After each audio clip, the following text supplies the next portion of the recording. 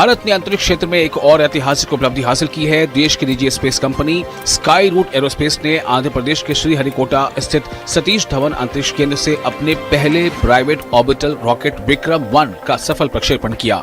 Company के पहले orbital mission आगमन के तहत रॉकेट ने निर्धारित सभी चरण सफलतापूर्वक पूरे किए और उपग्रहों को तय कक्षा में स्थापित किया। ये उपलब्धि भारत के निजी अंतरिक्ष क्षेत्र के लिए एक बड़ा मील का पत्थर मानी जा रही है। वर्ष 2020 में अंतरिक्ष क्षेत्र में किए गए सुधारों के बाद निजी कंपनियों के लिए रॉकेट और सैटेलाइट लॉन्च का रास्ता खुला था और अब स्काई रूट ने उस दिशा में नई मिसाल कायम की है। इससे पहले कंपनी ने वर्ष 2022 में विक्रम-S सब ऑर्बिटल रॉकेट लॉन्च किया था। प्रधानमंत्री नरेंद्र मोदी ने भी इस मिशन को भारत की अंतरिक्ष यात्रा की ऐतिहासिक शुरुआत बताते हुए स्काई रूट की पूरी टीम को शुभकामनाएं दी। उन्होंने कहा कि यह मिशन देश के युवाओं की प्रतिभा, नवाचार और उद्यमिता का प्रतीक है।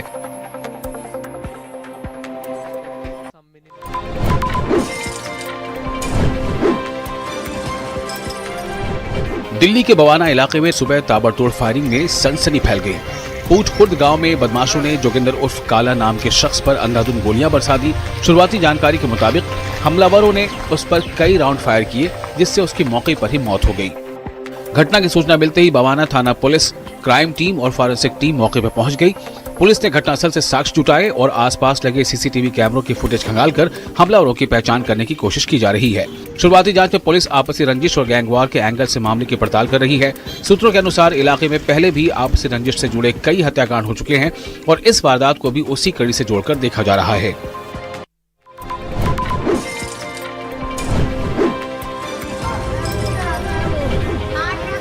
दिल्ली में हत्या की एक और सनसनीखेज वारदात सामने आई है। उत्तर पूर्वी दिल्ली के दयालपुर इलाके में 24 वर्षीय साजिद उर्फ आलू दादा की अज्ञात हमलावरों ने गोली मारकर हत्या कर दी। पुलिस के मुताबिक शाम करीब 6 बजे ओल्ड मुस्तफाबाद स्थित दिलशाद मस्जिद के पास फायरिंग की सूचना मिली। गोली लगने के बाद साजिद को उसके परिचित तत्काल जीटीबी अस्पताल लेकर पहुंचे, लेकिन डॉक्टरों ने उसे मृत घोषित कर दिया। सूचना मिलते ही दयालपुर थाना पुलिस, क्राइम टीम और फॉरेंसिक विशेषज्ञ मौके पर पहुंचे और घटनास्थल से अहम साक्ष्य जुटाए गए। वहीं पुलिस ने पूरे मामले में हत्या का मामला दर्ज कर जांच शुरू कर दी है। शुरुआती जांच में यह भी सामने आया है कि मृतक का आपराधिक रिकॉर्ड रहा है। फिलहाल पुलिस इलाके के सीसीटीवी फुटेज खंगाल रही है और हमलावरों की पहचान और गिरफ्तारी के लिए कई टीमें लगातार छापेमारी कर रही हैं। हत्या के पीछे की वजह का पता लगाने के लिए सभी पहलुओं से जांच जारी है।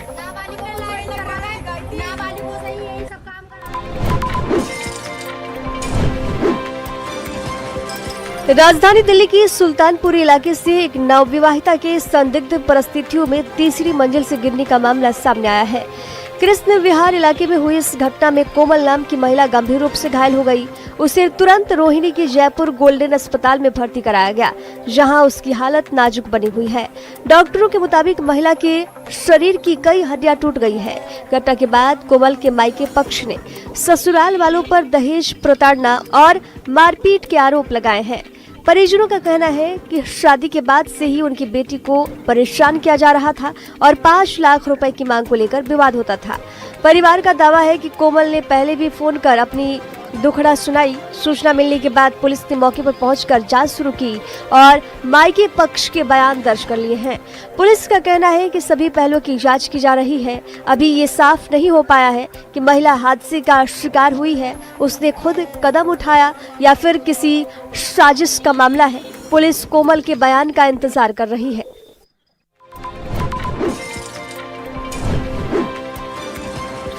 दिल्ली के उत्तर पूर्वी जिले के न्यू उस्मानपुर इलाके में रिश्तों को शर्मसार कर देने वाली हत्या की वारदात सामने आई है। शुक्रवार रात करीब 8:30 बजे गौतमपुरी गली नंबर 3 स्थित एक मकान की तीसरी मंजिल पर रहने वाली वसीमा नाम की महिला की कथित तौर पर उसके ही भाई अनस ने गोली मारकर हत्या कर दी।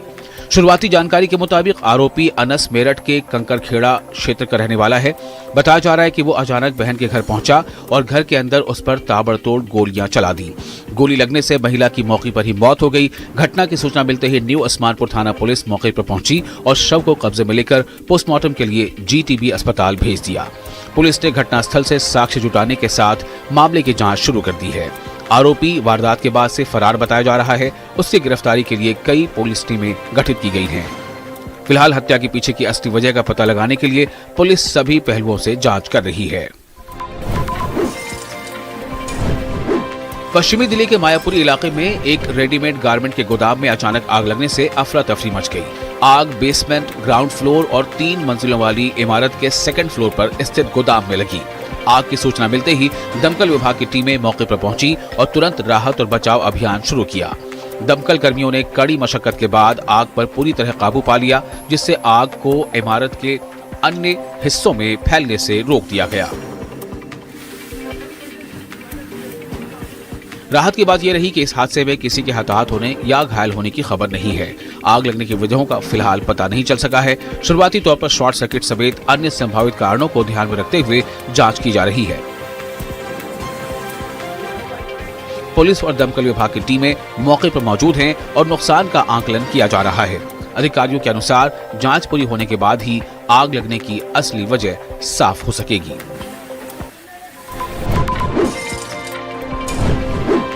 पश्चिमी दिल्ली के कीर्ति नगर थाना पुलिस ने ऑनलाइन क्रिकेट सट्टेबाजी के एक बड़े रैकेट का पर्दाफाश किया है। पुलिस ने कार्रवाई करते हुए 5 सट्टेबाजों को गिरफ्तार किया है। दिल्ली पुलिस के मुताबिक आरोपी भारत और इंग्लैंड के बीच चल रहे क्रिकेट मैच पर लाइव ऑनलाइन सट्टा खिला रहे थे। पुलिस ने गुप्त सूचना के आधार पर छापेमारी कर इस पूरे नेटवर्क का खुलासा किया।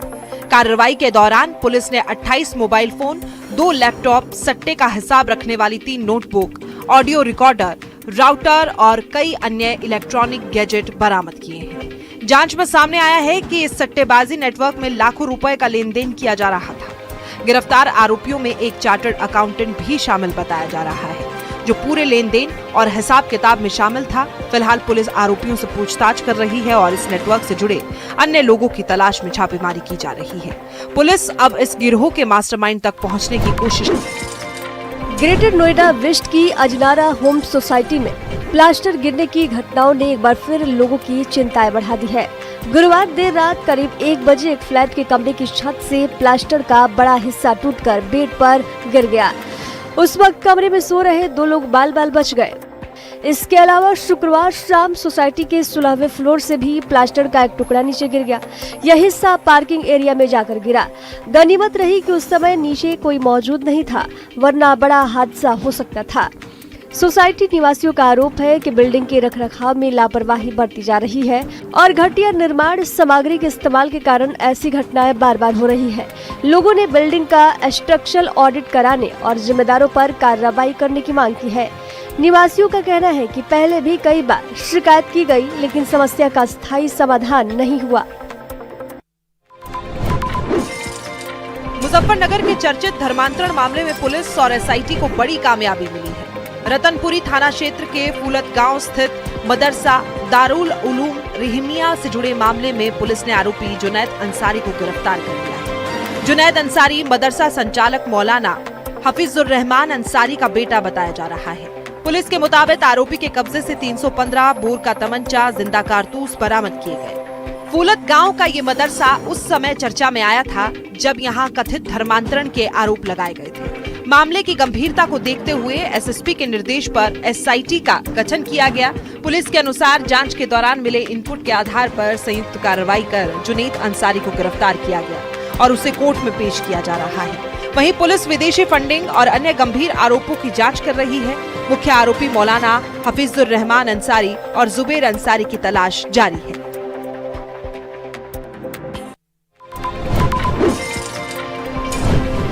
सावन कावड़ यात्रा को लेकर मुजफ्फरनगर पुलिस और प्रशासन ने सुरक्षा तैयारियां तेज कर दी है। 30 जुलाई से शुरू होने वाली कावड़ यात्रा के दौरान नियमों का उल्लंघन करने वालों पर सख्त कार्रवाई की जाएगी।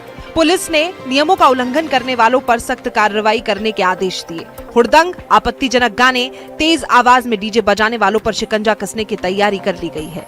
इसी के तहत उत्तर प्रदेश, हरियाणा और दिल्ली के 348 डीजे संचालकों को पहले ही नोटिस जारी कर दिए गए हैं। यात्रा को सुरक्षित और शांतिपूर्ण बनाने के लिए डीजे और झांकियों की ऊंचाई, चौड़ाई और ध्वनि स्तर को लेकर दिशा निर्देश जारी किए गए हैं। पुलिस ने हथियारनुमा डंडे, आपत्तिजनक गीत और मॉडिफाइड साइलेंसर वाली बाइकों पर भी कार्रवाई की चेतावनी दी। सुरक्षा व्यवस्था के लिए जिले को कई जोन और सेक्टर में बांटा गया। एआई कैमरे, करीब 2500 सीसीटीवी ड्रोन और भारी पुलिस बल के जरिए पूरे मार्ग की निगरानी की जाएगी।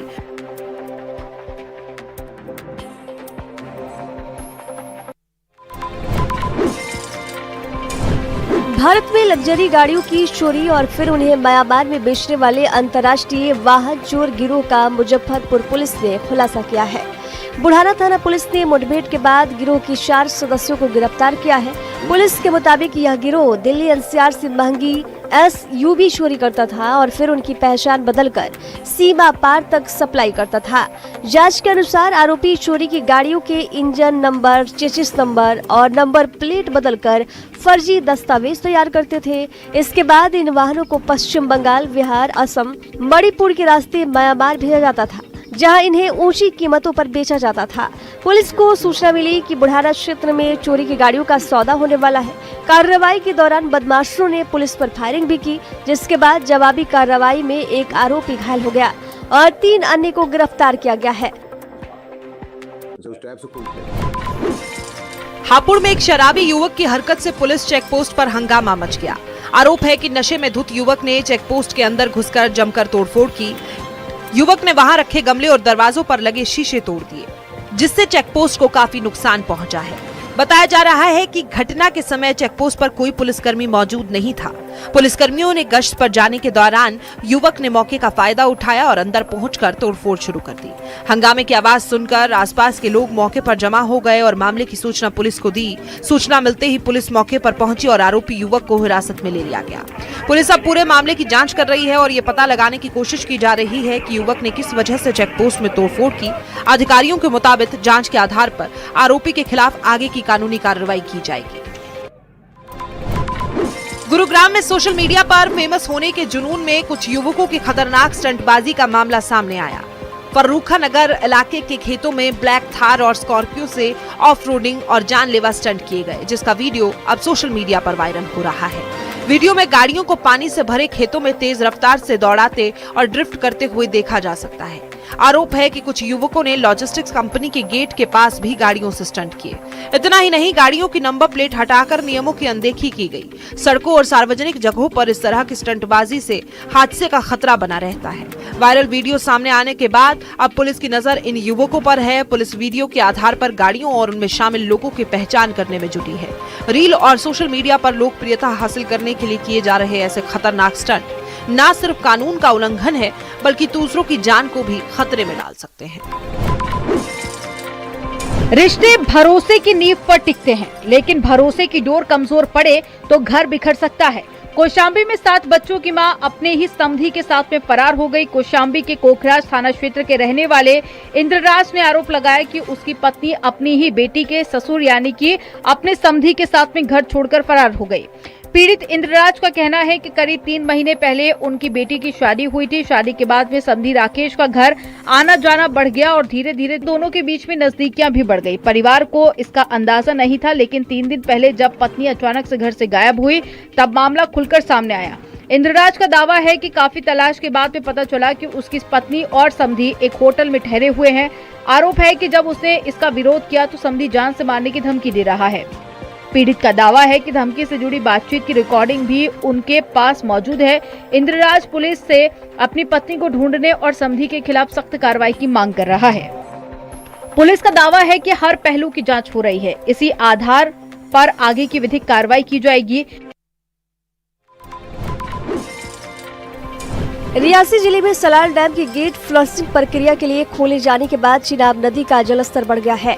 नदी तेज बहाव के साथ उफान पर बह रही है, जिसे देखते हुए जिला प्रशासन ने सुरक्षा को लेकर एडवाइजरी जारी की है। लोगों से अपील की गई है वे किसी भी हाल में चिनाब नदी के किनारे ना जाएं और नदी के बढ़ते जलस्तर को देखते हुए सावधानी बरतें। अधिकारियों का कहना है कि इस दौरान थोड़ी सी लापरवाही भी खतरनाक साबित हो सकती है। रियासी पुलिस की टीमें नदी के किनारे बसे गांव और संवेदनशील इलाकों में पहुंचकर लाउड स्पीकर के जरिए लोगों को लगातार जागरूक कर रही है। स्थानीय लोगों से कहा जा रहा है कि वे बच्चों को नदी के पास जाने से रोकें और पशुओं को भी किनारे पर न ले जाएं। लोगों से अफवाहों से बचने और केवल आधिकारिक सूचनाओं पर भरोसा करने की अपील की गई है। साथ ही स्थिति सामान्य होने तक चिनाब नदी से सुरक्षित दूरी बनाए रखने को कहा गया है। गुरुग्राम के द्वारका एक्सप्रेसवे पर दिल दहला देने वाला हादसा पेश आया। बताया जा रहा है कि एक लापरवाही ने टैक्सी चालक की जान ले ली। दरअसल प्रतिबंध के बावजूद एक्सप्रेसवे पर सरियों से भरा टेम्पो पहुंच गया और लोहे के सरियों से भरे टेम्पो से एक टैक्सी टकरा गई। टक्कर के बाद लोहे के सरिये कार का शीशा तोड़ते हुए ड्राइवर के शरीर के आर पार हो गए और हादसा इतना भयावह था कि टैक्सी चालक ने मौके पर ही दम तोड़ दिया। हादसे के बाद सवाल ये कि जिस एक्सप्रेसवे पर टेम्पो और स्लो मूविंग वाहनों के प्रवेश पर प्रतिबंध है, वहां सरियों से लदा टेम्पो कैसे पहुंच गया। गुरुग्राम पुलिस ने शव को कब्जे में लेकर पोस्टमार्टम के लिए भेज दिया है और हादसे की जांच जारी है। उत्तराखंड के हरिद्वार में आगामी कांवड़ यात्रा की तैयारियों को लेकर अंतर्राज्यीय समन्वय बैठक आयोजित की गई। बैठक में उत्तराखंड सहित विभिन्न राज्यों के वरिष्ठ प्रशासनिक और पुलिस अधिकारियों ने हिस्सा लिया। बैठक में कांवड़ यात्रा के दौरान सुरक्षा व्यवस्था, यातायात प्रबंध, राज्यों के बीच बेहतर समन्वय और श्रद्धालुओं की सुविधा सुनिश्चित करने जैसे महत्वपूर्ण मुद्दों पर विस्तार से चर्चा की गई। अधिकारियों ने यात्रा को शांतिपूर्ण, सुरक्षित और व्यवस्थित ढंग से संपन्न कराने के लिए संयुक्त रणनीति पर जोर दिया। दिल्ली पुलिस के अतिरिक्त पुलिस आयुक्त नितिन वालसन समेत अधिकारियों ने भी सुरक्षा संबंध तैयारियों और आपसी समन्वय पर अपने सुझाव साझा किए। अधिकारियों ने कहा कि कांवड़ यात्रा के दौरान सभी संबंधित राज्यों के बीच लगातार समन्वय बनाए रखा जाए ताकि श्रद्धालुओं को सुरक्षित और सुगम यात्रा का अनुभव मिल सके। जेकेपीसी के प्रेसिडेंट सज्जाद गनीलोर ने नेशनल कॉन्फ्रेंस के दिल्ली में प्रस्तावित विरोध प्रदर्शन में शामिल होने से इनकार कर दिया। उन्होंने कहा कि उनकी पार्टी का रुख वही है और वो जम्मू कश्मीर के 2019 से पहले वाले संवैधानिक दर्जे को बहाल करने की मांग पर कायम है। श्रीनगर में एक प्रेस कॉन्फ्रेंस को संबोधित करते हुए सज्जाद गनीलोर ने एनसी के प्रस्तावित विरोध प्रदर्शन को राजनीतिक ड्रामा बताया और सत्ताधारी पार्टी पर आरोप लगाया कि वो एक गंभीर संवैधानिक मुद्दे को पूरे देश की राजनीति का मुद्दा बना रहे हैं। उन्होंने आरोप लगाया कि नेशनल कॉन्फ्रेंस राज्य का दर्जा बहाल करने की मांग की आड़ में आर्टिकल 370 और 35A को खत्म करने की कोशिश कर रही है। उन्होंने कहा कि अगर नेशनल कॉन्फ्रेंस चुनाव से पहले किए गए अपने वादों को लेकर गंभीर है तो उसे विधानसभा का आपातकालीन सत्र बुलाना चाहिए, सभी राजनीतिक दलों को साथ लेना चाहिए, सर्वसम्मति से प्रस्ताव पास करना चाहिए और फिर दिल्ली में एक डेलीगेशन का नेतृत्व करना चाहिए।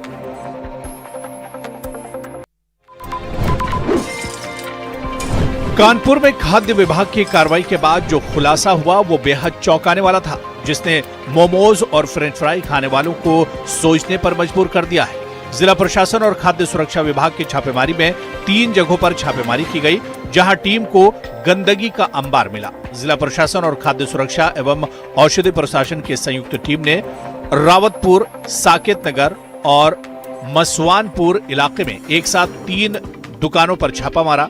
जांच में सामने आया कि गंदगी के बीच मोमोज, फ्रेंच फ्राई और कई तरह की चटनियां तैयार की जाती थी। चटनी भी संदिग्ध पाई गई, जिसमें मिलावट से इनकार नहीं किया जा सकता।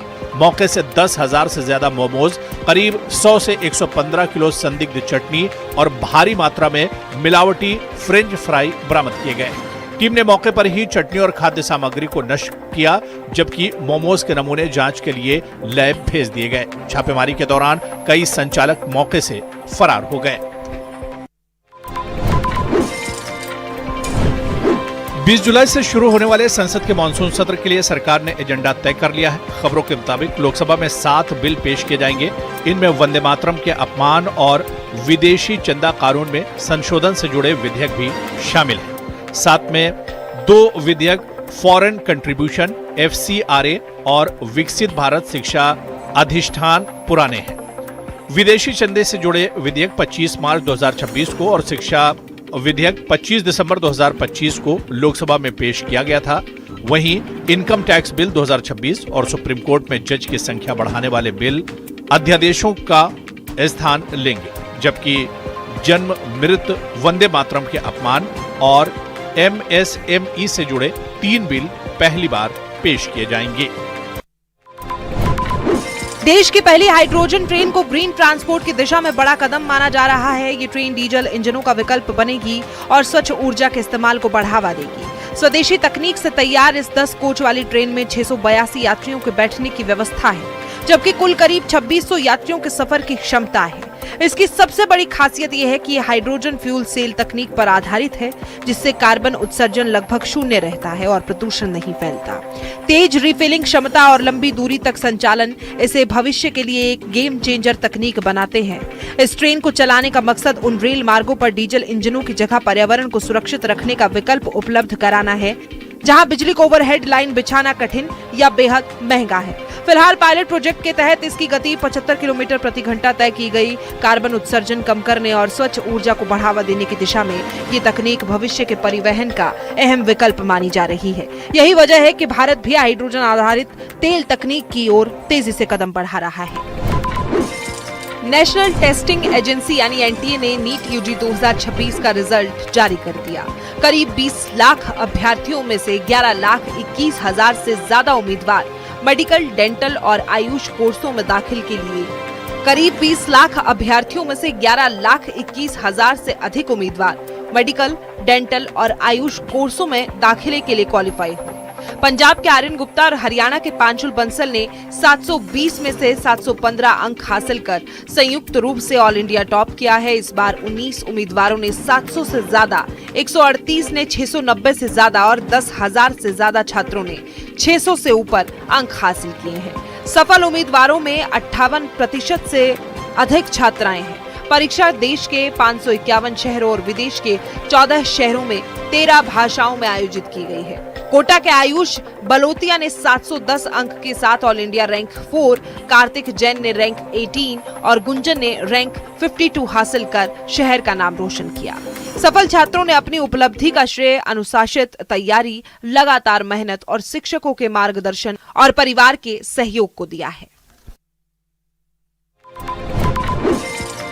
दिल्ली में वन महोत्सव 2026 के तहत बड़े स्तर पर पौधारोपण अभियान चलाया गया। राजधानी के पीबीजी ग्राउंड समेत विभिन्न स्थानों पर आयोजित इस अभियान में पर्यावरण मंत्री मनजिंदर सिंह सिरसा और दिल्ली पुलिस कमिश्नर सतीश गोलछा सहित अन्य अधिकारियों ने पौधे लगाकर पर्यावरण संरक्षण का संदेश दिया। दिल्ली सरकार के सहयोग से चल रहे इस अभियान का लक्ष्य राजधानी में 70 लाख पौधे लगाने का है। योजना के तहत वन विभाग करीब 15 लाख पौधे लगाएगा, जबकि शेष पौधारोपण एमसीडी, पीडब्ल्यूडी, डीडीए और अन्य सरकारी विभागों के माध्यम से किया जाएगा। इस मौके पर दिल्ली के पर्यावरण मंत्री मनजिंदर सिंह सिरसा ने कहा कि इस अभियान का उद्देश्य शहर के हर वार्ड, मोहल्ले, पार्क और सार्वजनिक स्थान तक हरियाली पहुंचाना है। उन्होंने लोगों से पौधे लगाने के साथ उनकी नियमित देखभाल करने की भी अपील की। सरकार और आम नागरिकों के संयुक्त प्रयास से ही दिल्ली को अधिक हरा भरा और स्वच्छ बनाया जा सकेगा। दिल्ली पुलिस की आउटर नॉर्थ डिस्ट्रिक्ट की भलसवा डेयरी थाना पुलिस ने नकली भारतीय नोट छापने वाले एक अंतर्राज्यीय गिरोह का पर्दाफाश करते हुए 3 आरोपियों को गिरफ्तार किया है। इस कार्रवाई की शुरुआत एक सतर्क दुकानदार की सूचना से हुई, जिसने 100 रुपए के नोटों पर शक होने पर तुरंत पुलिस को जानकारी दी। मौके पर पहुंचे बीट कांस्टेबल ने जांच के बाद नोटों को नकली पाया और एक संदिग्ध को हिरासत में ले लिया। पूछताछ में सामने आए सुरागों के आधार पर पुलिस ने दिल्ली और नवी मुंबई में छापेमारी की। मुंबई में चल रही अवैध प्रिंटिंग यूनिट से लैपटॉप, प्रिंटर, लेमिनेशन मशीन, विशेष वाटरमार्क वाले कागज और नकली नोट तैयार करने में इस्तेमाल होने वाले कई उपकरण बरामद किए गए। पुलिस ने गिरोह के मुख्य सप्लायर, स्थानीय रिसीवर और कंप्यूटर सॉफ्टवेयर से नकली नोट डिजाइन करने वाले टेक्निकल मास्टरमाइंड को भी गिरफ्तार किया है। आरोपियों के पास से 100 और 500 रुपए के सैकड़ों नकली नोट बरामद हुए हैं। पुलिस अब इस नेटवर्क से जुड़े अन्य लोगों और बाजार में खपाए गए नकली नोटों की जांच कर रही है। दिल्ली के जहांगीरपुरी इलाके में 20 साल के युवक की चाकू मारकर हत्या करने का मामला सामने आया है। परिजनों के मुताबिक बीती रात कुछ युवक आरिफ को घर के पास से बात करने के बहाने अपने साथ ले गए। करीब आधे घंटे बाद वो गंभीर रूप से घायल हालत में मिला। उसके शरीर पर चाकू के कई गहरे घाव थे। परिवार उसे तुरंत बाबू जगजीवन राम अस्पताल लेकर पहुंचा। इलाज के दौरान आज सुबह आरिफ ने दम तोड़ दिया। घटना के बाद परिवार में मातम पसरा हुआ है। मृतक की मां और बहन का आरोप है कि आरिफ की हत्या सुनियोजित साजिश के तहत की गई। उनका कहना है कि आरिफ का किसी से कोई विवाद नहीं था और उसे बहाने से घर से बुलाकर हमला किया गया। परिजनों ने पुलिस को कई संदिग्धों के नाम भी बताए हैं। पुलिस ने मामला दर्ज कर जांच शुरू कर दी है और आरोपियों की तलाश में छापेमारी की जा रही है। शव को पोस्टमार्टम के लिए भेज दिया गया है। पुलिस का कहना है कि जांच के आधार पर आगे की कानूनी कार्रवाई की जाएगी। तो चलिए इस बुलेटिन में अभी फिलहाल इतना ही।